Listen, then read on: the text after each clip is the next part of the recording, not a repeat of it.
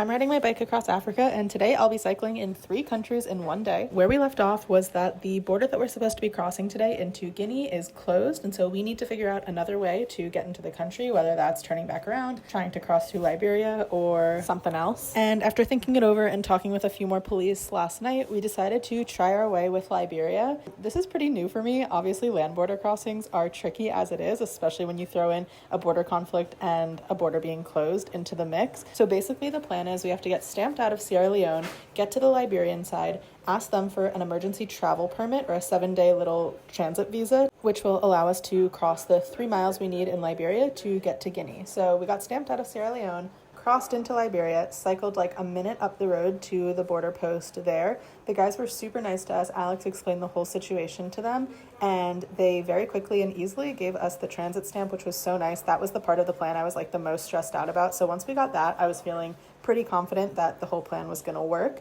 They even sent one of their guys to lead us to the river that we were going to have to cross, which would get us over to the Ghanaian side, which was really nice because they said that the Ghanaian military officer on the other side didn't speak English or French, only the local language. And so having this guy with us would help explain the situation because it's not so common to cross there, especially as foreigners, since it's not like an official border post. It's only there to serve as like the de facto border when the official one is closed for the on and off again conflict. So on this side of the river is Liberia, and once we cross, we are in Guinea. So we waited for our turn to load up into the canoe, and then these guys paddled us across. Loading up the bikes into one of these canoes is always a little bit nerve-wracking. It tends to be when bikes get the most messed up, like things will just get misaligned or whatever. So we're always pretty careful about getting them loaded in. But we got to the other side. This Ghanaian officer was not so nice. He was just like not having it, didn't understand what our visa was, our like proper e-visa from Guinea, let alone the transit and emergency visa stuff. So it took a little bit of explaining before we were allowed to continue on our way.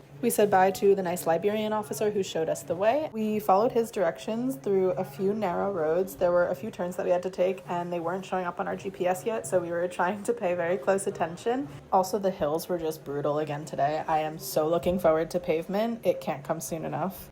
And not too much further along, we got to another police checkpoint, and I was kind of preparing for the worst because, I don't know, it's just always stressful. But this guy was actually super nice and told us that he was going to call the police officer to come and give us the stamp. He pulled up some chairs in the shade for us while we waited, and the police officer actually decided that we needed to go to the main police office in town, so he gave us an escort the whole way there, which was really nice because we were able to skirt past a few other checkpoints. He let us into the office, then we had to sit in this guy's office and wait about 45 minutes for like the head officer to come in. And yeah, I was getting a little nervous because we had been in the country for a long time and hadn't gotten a verbal yes. But once the main officer came in, he like got us checked